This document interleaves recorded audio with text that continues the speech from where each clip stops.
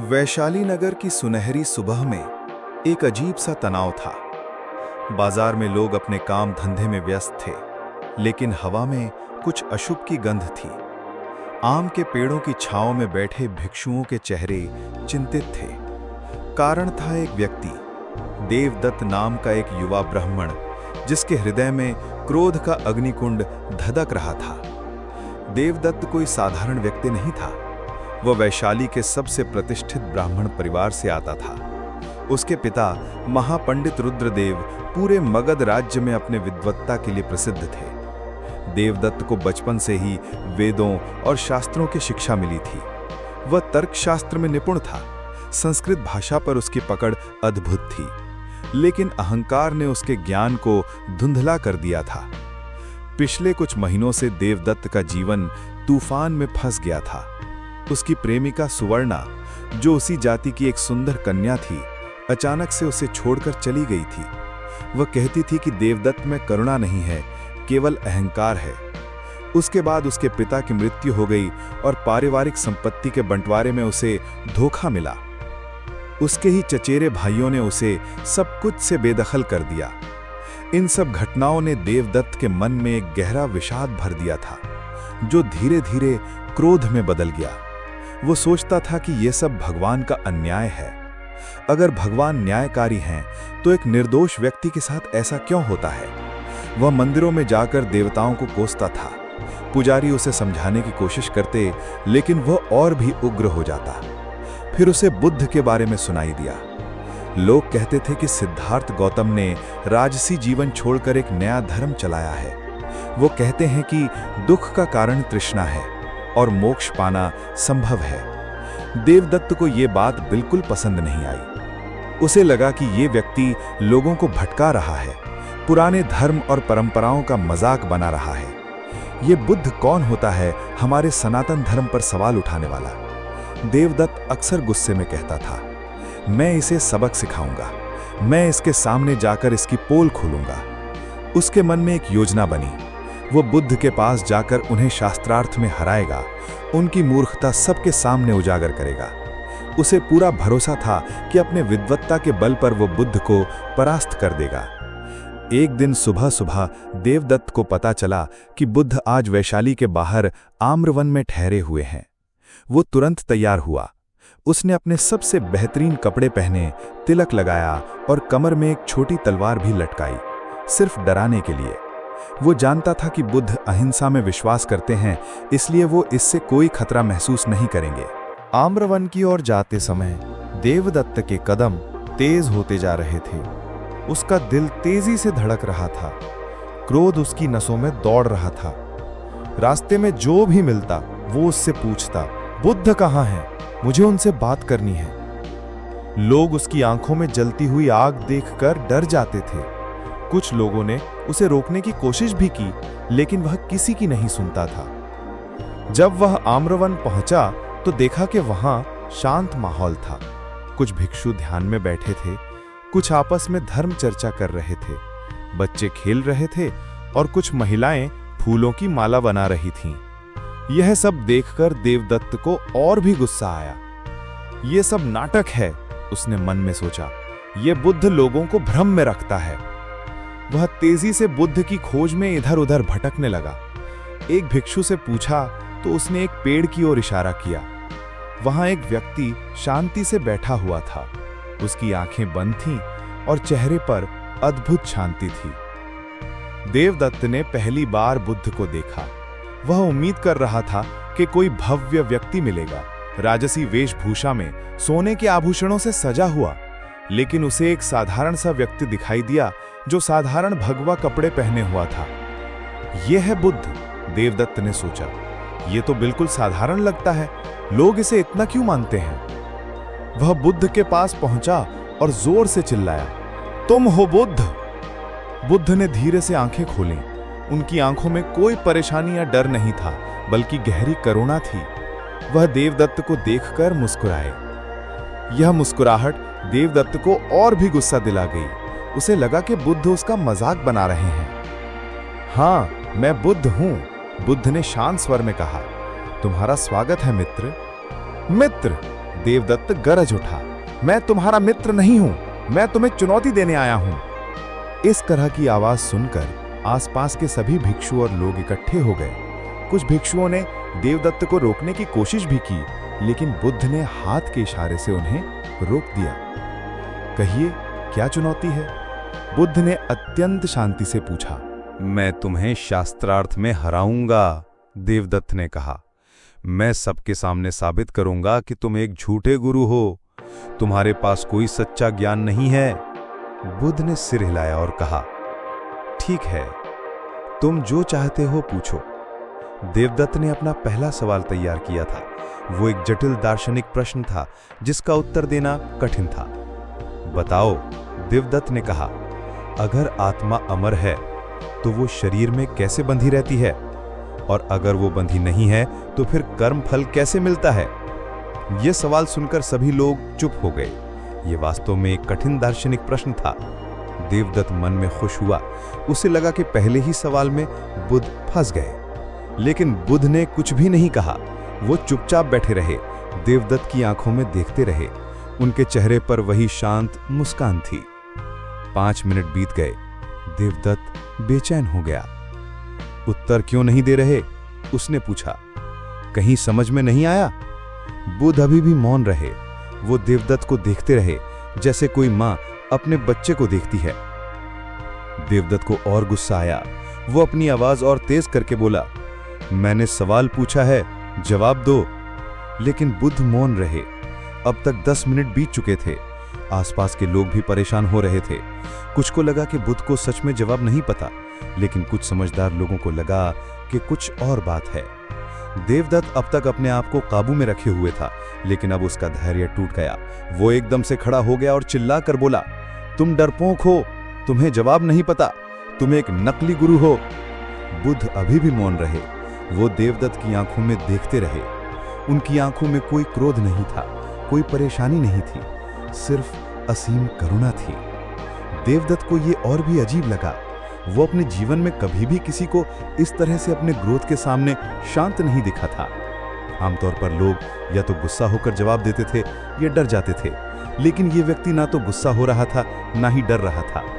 बोलो कुछ, देवदत्त ने और जोर से चिल्लाकर कहा। मैं तुम्हारी इस चुप्पी को कायरता समझूंगा। अचानक से देवदत्त ने अपनी तलवार निकाली। ये देखकर कुछ भिक्षु डर गए, लेकिन बुद्ध वहीं शांति से बैठे रहे। उनके चेहरे पर कोई भाव नहीं आया। देखो, देवदत्त ने तलवार हवा में लहराते हुए कहा, अब भी कुछ नहीं कहोगे? बुद्ध मौन रहे, लेकिन उनकी आंखें देवदत्त की आंखों से टिकी हुई थी। धीरे धीरे देवदत्त को महसूस हुआ कि उन आंखों में कोई जजमेंट नहीं है, कोई नफरत नहीं है, सिर्फ प्रेम है। ये एहसास देवदत्त के लिए बहुत अजीब था। वो इतनी देर से गाली दे रहा था, धमकी दे रहा था, तलवार तक निकाल ली थी, लेकिन सामने वाला व्यक्ति उसे वैसे देख रहा था जैसे कोई अपने प्यारे मित्र को देखता है। 15 मिनट बीत गए। देवदत्त की आवाज अब कम हो गई थी। वो अभी भी गुस्से में था, लेकिन कुछ अलग भी महसूस कर रहा था। तुम मुझसे बात क्यों नहीं करते? उसने इस बार थोड़े धीमे स्वर में पूछा। बुद्ध अभी भी मौन थे, लेकिन अब देवदत्त को लगने लगा था कि ये मौन कोई साधारण चुप्पी नहीं है, इसमें कुछ गहराई है। वो फिर से चिल्लाने लगा, तुम्हें जवाब नहीं पता, इसीलिए चुप हो, तुम लोगों को बेवकूफ बनाते हो। लेकिन अब उसकी आवाज में पहले जैसा दम नहीं था। बुद्ध की शांति धीरे धीरे उस पर असर कर रही थी। 20 मिनट बीत गए। अब देवदत्त थक गया था। वो बैठ गया, लेकिन अभी भी गुस्से में था। आखिर तुम चुप क्यों हो? उसने पूछा। बुद्ध ने इस बार धीरे से सिर हिलाया, लेकिन कुछ नहीं कहा। उनकी आंखें अभी भी देवदत्त पर टिकी हुई थीं। अचानक देवदत्त को महसूस हुआ कि वो इन आंखों में अपना प्रतिबिंब देख रहा है। उसे अपना गुस्सा, अपनी परेशानी, अपना दर्द दिखाई दे रहा था, लेकिन साथ ही उसे यह भी दिखाई दे रहा था कि सामने वाला व्यक्ति इस सब को समझ रहा है। 25 मिनट बाद देवदत्त की आवाज में कंपन आने लगी। उसके आंखों में आंसू आ गए। मैं बहुत परेशान हूं, उसने कहा, मेरे साथ बहुत अन्याय हुआ है। मैंने कोई गलती नहीं की, फिर भी मुझे सब कुछ खोना पड़ा। बुद्ध अभी भी मौन रहे, लेकिन अब उनकी आंखों में और भी गहरी करुणा दिखाई दे रही थी। मेरी प्रेमिका ने मुझे छोड़ दिया, देवदत्त ने कहा। उसने कहा कि मुझ में प्रेम नहीं है, सिर्फ अहंकार है। क्या ये सच है? देवदत्त के गले से आवाज नहीं निकल रही थी। वो रो रहा था। पहली बार कई महीनों बाद वो अपना दर्द किसी के सामने खोल रहा था। मेरे पिता की मृत्यु के बाद सबने मुझे धोखा दिया, उसने कहा। मैं सड़क पर आ गया। मैंने कभी किसी का बुरा नहीं किया था, फिर मेरे साथ ऐसा क्यों हुआ? 30 मिनट बीत गए। देवदत्त अब जमीन पर बैठा हुआ था, सिर हाथों में छुपाकर रो रहा था। मुझे गुस्सा इसलिए आता है कि मैं समझ नहीं पाता कि इस दुनिया में न्याय क्यों नहीं है, उसने कहा। अच्छे लोगों के साथ बुरा क्यों होता है? बुद्ध अभी भी मौन थे, लेकिन अब देवदत्त को महसूस हो रहा था कि ये मौन उसका मजाक नहीं उड़ा रहा। ये मौन उसकी बात सुन रहा है, उसे समझ रहा है। 35 मिनट बाद देवदत्त ने अपना सिर उठाया। उसकी आंखें लाल हो गई थी, लेकिन उसके चेहरे पर अब शांति दिखाई दे रही थी। आप कुछ भी क्यों नहीं कह रहे? उसने धीमी आवाज में पूछा। इस बार बुद्ध ने धीरे से मुस्कुराकर इशारे से देवदत्त को पास आने को कहा। देवदत्त झिझकता हुआ उनके पास गया। बुद्ध ने अपना हाथ देवदत्त के सिर पर रखा। यह स्पर्श अद्भुत था। देवदत्त को लगा कि उसके सिर में ठंडक आ गई है। उसका गुस्सा धीरे धीरे शांत हो रहा था। फिर बुद्ध ने बोलना शुरू किया। उनकी आवाज बहुत मधुर और शांत थी। मित्र, बुद्ध ने कहा, तुमने जो सवाल पूछा था उसका जवाब मैं दे सकता था, लेकिन मैं जानता था कि तुम्हें उस जवाब की जरूरत नहीं थी। तुम्हें किसी और चीज की जरूरत थी।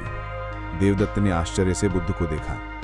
तुम्हें जरूरत थी कि कोई तुम्हारे गुस्से को बिना गुस्सा हुए सुने, कोई तुम्हारी बात को बिना जजमेंट के समझे, कोई तुम्हारे दर्द को देखे और तुम्हें यह एहसास दिलाए कि तुम अकेले नहीं हो। देवदत्त की आंखों में फिर से आंसू आ गए। तुमने जो कष्ट सहे हैं वे वास्तविक हैं, बुद्ध ने कहा।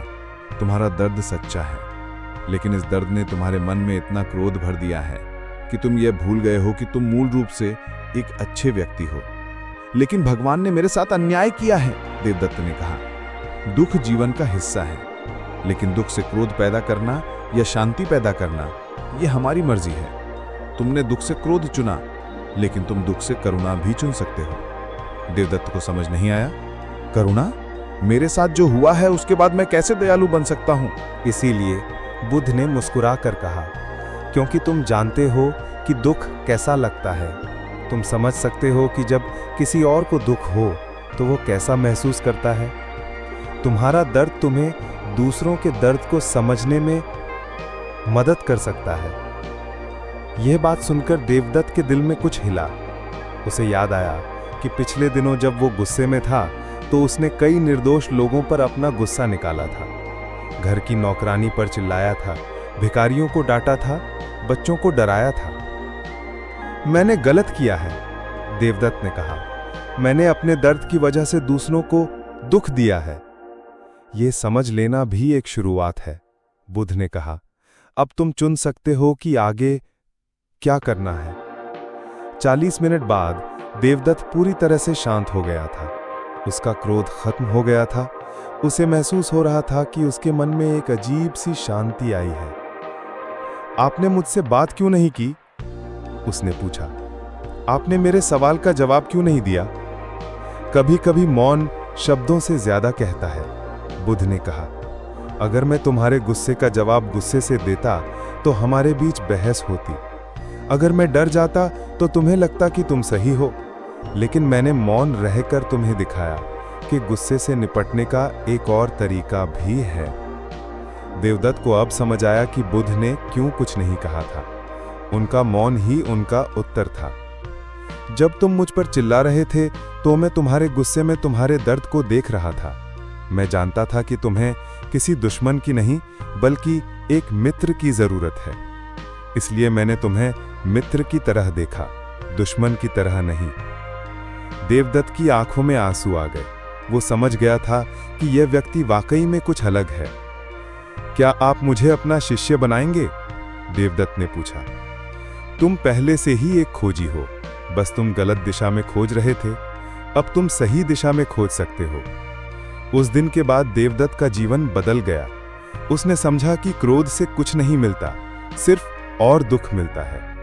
उसने अपने गुस्से को करुणा में बदलने की कोशिश की। वो रोज बुद्ध के पास आने लगा। धीरे धीरे उसने ध्यान करना सीखा।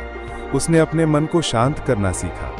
सबसे महत्वपूर्ण बात यह थी कि उसने ये सीखा कि मौन भी एक उत्तर होता है। कुछ महीनों बाद जब कोई व्यक्ति देवदत्त पर गुस्सा होता तो वो भी वैसे ही मौन रह जाता जैसे बुद्ध ने किया था। धीरे धीरे लोगों का गुस्सा खुद ही शांत हो जाता। एक दिन एक व्यक्ति ने देवदत्त से पूछा, तुम किसी के गुस्से का जवाब क्यों नहीं देते? देवदत्त ने मुस्कुराकर कहा, क्योंकि मैंने सीखा है कि मौन भी एक उत्तर होता है और कभी-कभी ये शब्दों से कहीं ज्यादा प्रभावशाली होता है। वैशाली के लोग अक्सर कहते थे कि देवदत्त बुद्ध के सबसे बेहतरीन शिष्यों में से एक बन गया, लेकिन देवदत्त हमेशा कहता था कि उसका सबसे बड़ा गुरु वो दिन था जब बुद्ध ने उसके क्रोध का उत्तर मौन से दिया था। उस घटना को वैशाली में मौन की गूंज कहा जाने लगा, क्योंकि बुद्ध का मौन इतना गूंजदार था कि उसने एक क्रोधित व्यक्ति के दिल को पूरी तरह से बदल दिया था। आज भी जब लोग इस कहानी को सुनते हैं तो वे समझ जाते हैं कि कभी-कभी सबसे बड़े सवालों का जवाब शब्दों में नहीं बल्कि मौन में छुपा होता है। और सबसे बड़ी करुणा वो होती है जो बिना कुछ कहे दूसरे के दर्द को समझ लेती है। यही था बुद्ध का तरीका, प्रेम से, धैर्य से और अपने मौन से दुनिया को बदलना।